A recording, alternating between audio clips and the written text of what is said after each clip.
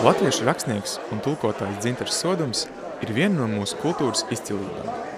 Vairāk nekā 60 gadus, dzīvodams trimdā Zviedrijā un ASV, viņš savu dzīvi veltījis latviešu valodas un literatūras saglabāšanai. Iztulkojot meistardarbu Ulis, Sodums latviešu kultūrai pavērs pasaules kontekstu. Un 13. maijā, rakstnieka dzimšanas dienā, jau 2. gadu Ikšķilē tika pasniegta Soduma balva par novatorismu rakstniecībā. Mūsu doma bija tāda, ka mēs vēlamies piešķirt balvu tiešām kaut kam novatoriskam, īpašam, ko varbūt, teiksim, kaut kādas lielās balvas nepamana vai kas neieiet tajā balvu, kā teikt, rāmītī.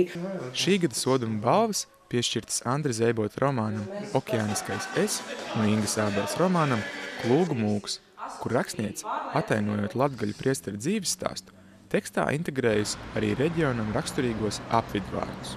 Piemēram, dažkārt novatorisms ir tāds ļoti labi aizmirsts vecais, jo es ievietoju vienkārši tekstā kaut kā saaudzēju latgaļu vārdus ar latviešu vārdiem. Soduma balvas pretendenti ir pēdējā gada laikā latviešu valodā izdotā literatūra.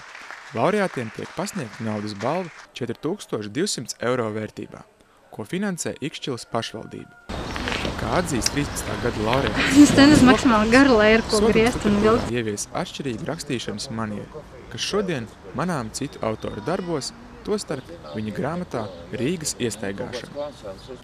Ir tā sajūta dažreiz, kad tu lasi kāda rakstnieka, kad tu jūti,